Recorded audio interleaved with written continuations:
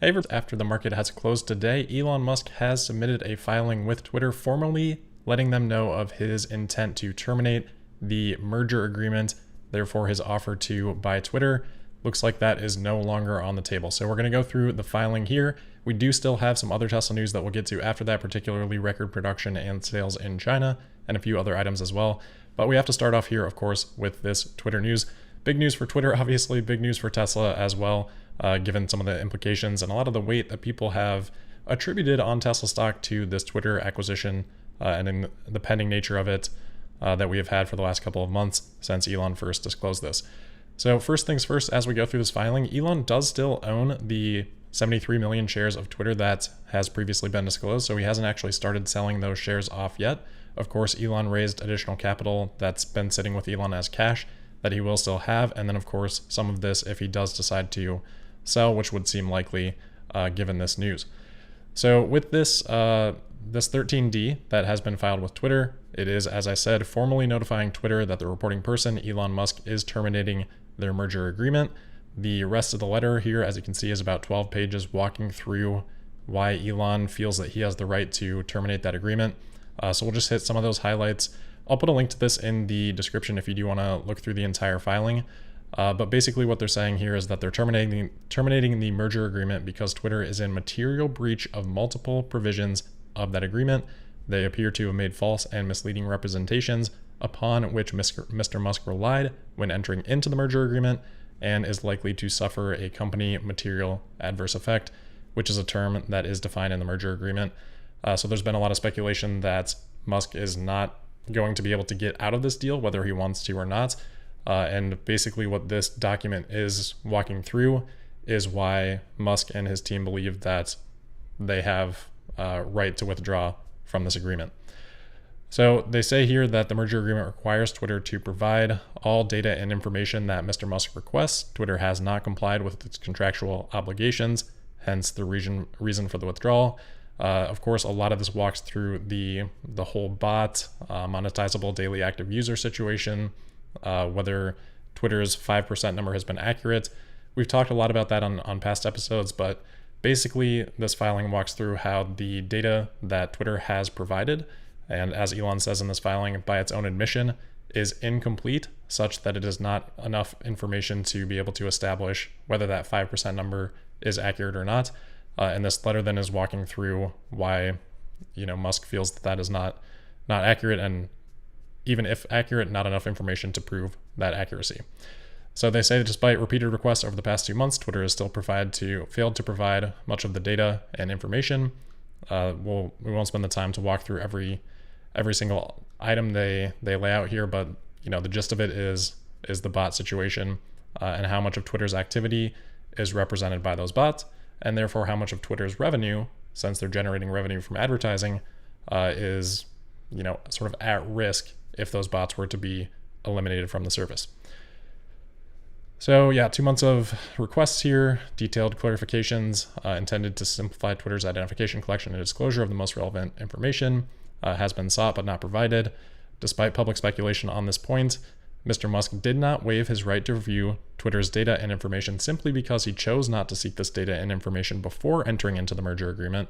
In fact, he negotiated access and information rights within the merger agreement precisely so that he could review the data and information that is important to Twitter's business before financing and completing the transaction.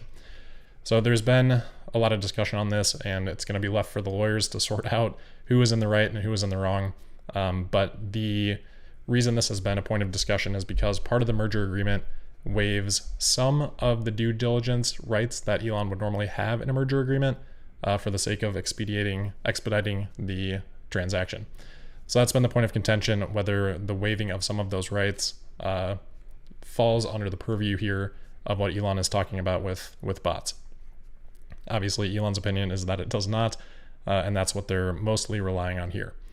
So they say that all indications suggest that several of Twitter's public disclosures regarding their monetizable daily active users are either false or materially misleading, and therefore they are not going to continue with the agreement. So that's the gist of it. I think that covers most of it. Again, if you do want to read the filing in its entirety, I would say probably no need to. There's no information in here about whether or not Elon would be requesting $1 billion from Twitter, which I think he's happy to just terminate it, or whether he'd be willing to pay Twitter $1 billion as part of the agreement that they had laid out if either side wanted to eventually terminate the agreement. Again, I think that will be left up to the courts to decide. There is no mention of that $1 billion on sort of either side in this filing. So I think what Elon is doing is just trying to withdraw, and we'll see what Twitter's next move is from here. Anyway, as I said, this will impact Tesla. So after hours, we are seeing a bit of a jump here. Tesla is almost up 2%. This was up about 1% earlier, but continuing to climb as this news gets digested. As we can see, this came out just about a half an hour ago, and Tesla has continued to rise since then. I haven't looked up Twitter, but I'm assuming Twitter is probably dropping pretty steadily. So yeah, down 6% after hours. I'm actually kind of surprised it's not more. If Twitter does not continue to fall from there, I would be surprised, even though it looks like today Twitter was already down 5% during normal market trading. So this is not necessarily the end of this saga, certainly not the last chapter. As I mentioned, we're going to have to wait for courts for all this to play out. I'm sure Twitter is going to want to force Elon to commit this transaction or carry through with this transaction at that $44 billion price. Obviously, if they don't, especially with the way, obviously if Elon doesn't, especially with the way the markets have gone over the last few months since this merger agreement came to fruition, the markets have declined. Twitter's value definitely would have declined significantly from where it was. And especially with, some of the information that has come out or not come out there in terms of the active users versus bots, I think people are going to have a hard time investing in Twitter. So we'll see what happens here, but it's going to be probably a long, drawn-out process going forward. As for the cash that Elon has, again, I think that's $7 or $8 billion, and we'll have to see. I don't think Elon would put that right back into Tesla. There's still a possibility that Elon wants to create a competing service, more along the lines of something like WhatsApp. He has talked pretty glowingly of. I could definitely see him putting some capital into that. It's not going to take that entire amount of cash that he has up front, but now that Elon has already gone through with those sales, we'll see what he does with that cash. Some possibility that it comes back into Tesla, but not something that I would count on. Either way, though, for the stock and for Tesla, I think investors will be happy because, at least for the time being, it would seem that Elon's attention would not be being diverted in the way that we maybe expected it to have been if the Twitter acquisition would go through. But again, a lot of that depends on what Elon's other plans are with a different service. So I'm sure we've got a lot of comments on this. Definitely let me know in the comments today what your thoughts are as we hear this news and digest this news. But definitely makes for an interesting Friday and a lot of conversation over the weekend. All right, that being said, let's move on because we do have some other Tesla news here for today. Just a quick thing, as we mentioned with the stock, Tesla was up today about 2.5% during trading, I believe. The NASDAQ was up slightly, so a nice outperformance for Tesla. For the week, Tesla was up 10%, the NASDAQ up 5%, so kind of what I would expect for Tesla in terms of following the macro up to a higher degree with the beta that Tesla has, but still a strong week for the stock. Next week will be very interesting, as we've talked about, because we are approaching the CPI numbers for June on Wednesday. That'll happen before market open, and that's going to determine a lot of where the market heads and interest rate expectations for the Fed's July meeting, which will happen the week after Tesla's earnings, which is on the 20th. So the Fed meeting will be on the 27th. So just a quick note on that. The expectation right now seems to be for a 75 basis point increase in interest rates. So this is kind of the same forecasting prediction tool that we had seen before, expecting a 93% chance of that, and even a 7% chance of a possible full percentage point or 100 basis point increase at that Fed meeting. So we'll see how this changes over time. Obviously, when we came into the June meeting, this changed significantly based on the May CPI print. So we'll just have to see, we'll keep a close eye on that next week as CPI comes in. All right, getting into the Tesla China numbers then. So the CPCA numbers did come out this morning. I wrote an article here on ShareLoft with some of the numbers. So Tesla production in June came in right where we expected, just shy of 71,000 vehicles. So the total was 70,928. there was actually a little bit more Model Y in that mix than what I had been forecasting. I think I was at 43,000. Actually came in with about 47,000 Model Y and about 24,000 Model 3 for the month. So this is a new record. This is a couple thousand, almost 3,000 vehicles higher than what Tesla had produced in January. It's a daily production rate of just shy of 2,400 vehicles per day, annualizing out to about 850,000 per year. And of course, we know that right now, as we're talking, Tesla is working on upgrading Giga Shanghai to increase that rate even further. So we're going to see some downtime in July, but when we get back into August, I think Tesla should be able to do, something like 85,000 in that month and bring their production rate up to, from 850,000 right now in July, or in June rather, up to somewhere in the 1.1 million annualized range. So really happy with these numbers. In terms of sales, the CPCA did report that Tesla sold almost 79,000 vehicles between retail sales domestically in China and exported vehicles. Obviously exports were low, as they tend to be in the last month of the quarter, only about 1,000 vehicles there. But in total, really strong sales, like we had previously heard, leaked from Reuters, right in line with that. So just to quickly look at a couple of our charts here, we can see that Tesla did draw down their inventory by about 8,000 vehicles, as we had expected. So no major surprise there. That means that as we head into Q3, inventory is basically flat from where it began in China, which means that throughout the quarter we should roughly see sales and production match for Q3, specifically to China. The other thing here is, just as I mentioned, Model Y did actually outperform a bit, so I just wanted to highlight kind of the weekly production rate. It was almost 11,000 vehicles, and that was significantly higher than any Model Y production rates we have seen previously. I had Q2 kind of broken up by those weird little time periods because of shutdowns, but if we go back to Q1, Model Y production peaked at about 9,000 vehicles. So here we're at 11,000. So it's kind of interesting to see that. I don't know that it necessarily means a whole lot as we head into these production upgrades, but I did just find that pretty interesting that Tesla was able to seemingly shift some capacity over from Model 3, put that into Model Y, and of course that will help the mix with Shanghai deliveries a little bit in terms of higher average selling price and probably higher margins on the Model Y. Speaking of higher margins on the Model Y, we have a continued, I guess we have more updates here from the continued teardown of the Maurer 4680 Tesla Model Y. So I just wanted to highlight a couple things. They're looking at the structural battery pack cover right now. They're just now starting to actually take this cover off. So I guess I'll even show that first. I'm assuming they'll have a video probably this weekend or early next week actually showing some of the insides of the pack here. As we can see, I guess not, video's not playing there, but you can see as they pull back the cover here, just packed with a lot of foam. That's about all that we get to see so far, but hopefully more inside the pack later on from Maurer. And as for today's video, probably just echo the comments that I would say yesterday when they were looking at the front casting and underneath the front trunk. Just highlighting a lot of little improvements, small little innovations that Tesla has made since they have last tore down a Model Y. And same thing here when we're looking at the battery pack. So the part that we're looking at right now is the riser that the Model Y seats sit on, because they are positioned a little bit higher than in the Model 3, obviously. So you can see this kind of amalgamation of a lot of different pieces here to create that riser in their previous version. And then if we just go forward a few seconds here, we can see what that part looks like now on the new Texas-made Model Y. Just obviously quite a lot fewer pieces for these parts. You can see in the background too, there's sort of the same thing going on with the side of the riser. So just kind of little interesting details like that Maurer continues to notice with this teardown, and I'm sure that will continue as they progress. So exciting to see the progress on that. And again, we'll keep an eye out for once they actually start getting into the pack and we can learn a little bit more about how this is all set up.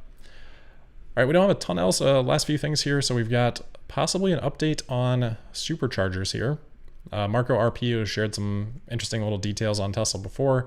I'm not sure exactly where they are finding this, but finding some reference here made to a Supercharger V4 in, I assume, some Tesla paperwork for a supercharging station.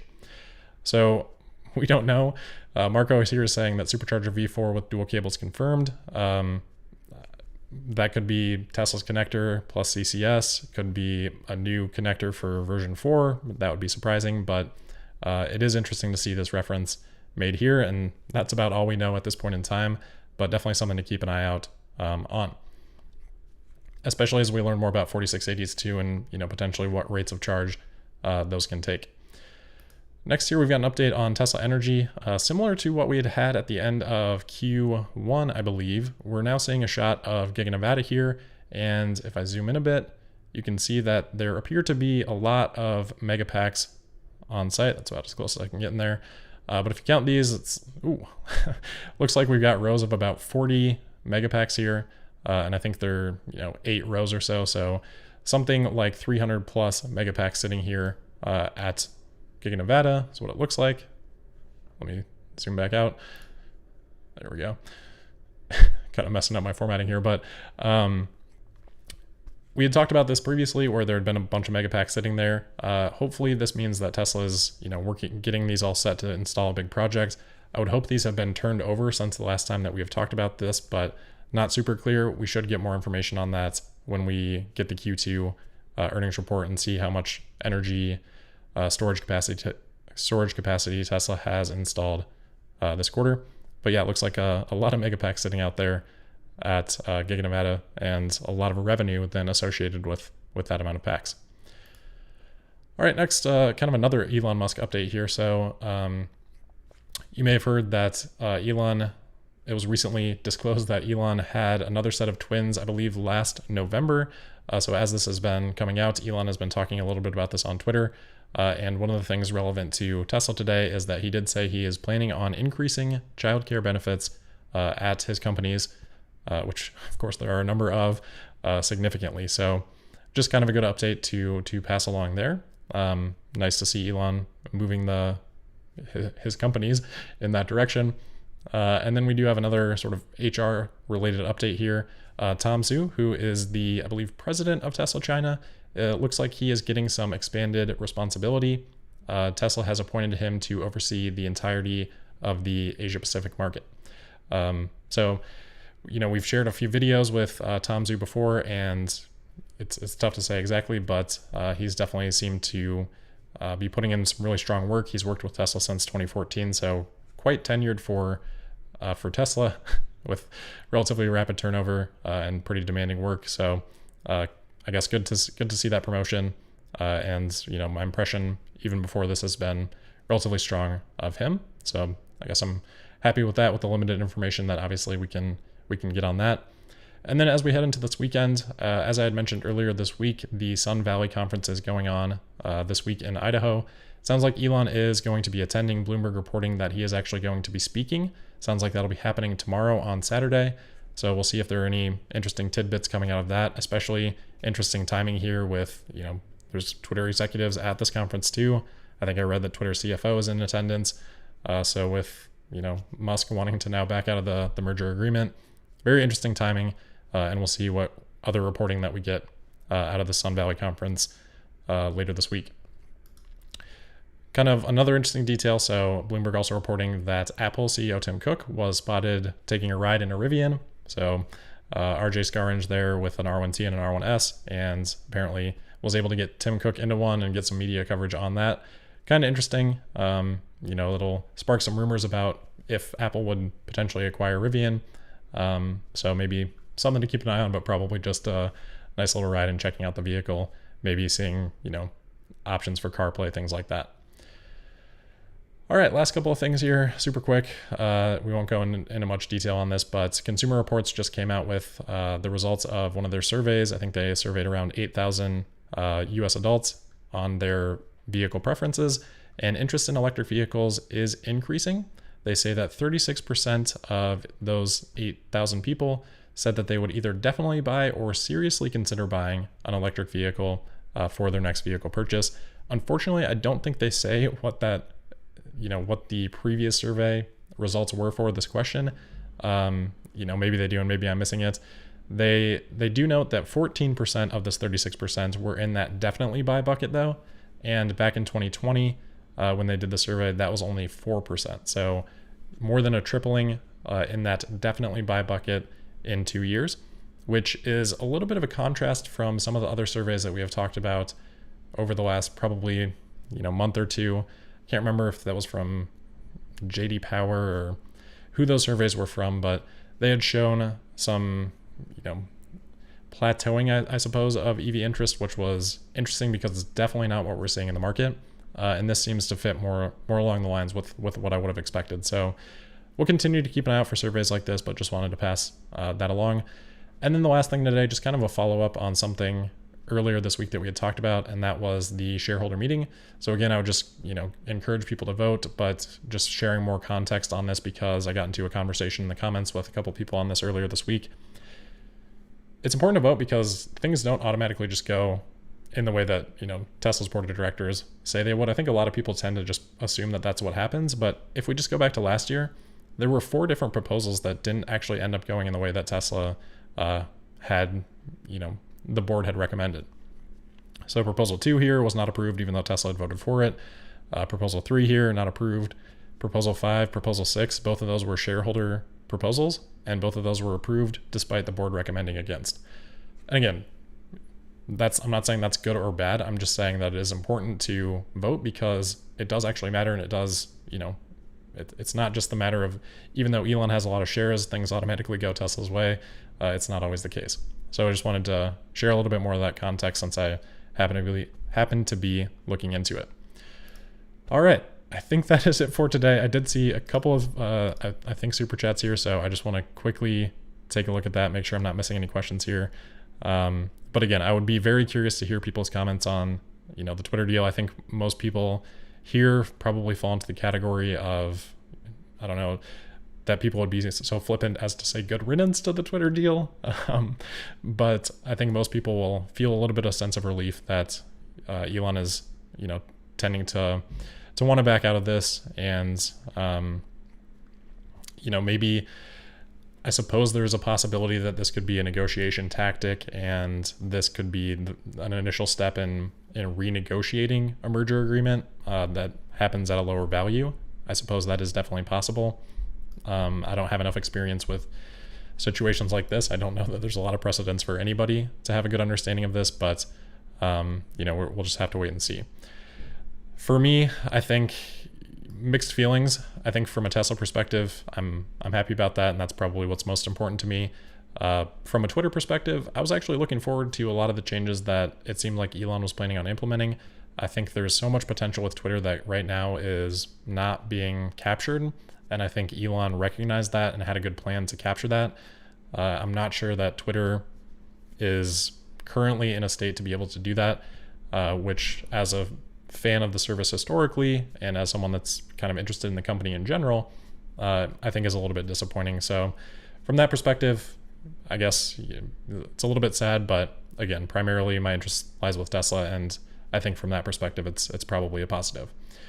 So with that, I think we'll wrap it up for today and for the week. As always, thank you for listening. Make sure you are subscribed and signed up for notifications. You can also find me on Twitter @TeslaPodcast. And we'll see you on Monday for the July 11th episode of Tesla Daily. Thank you.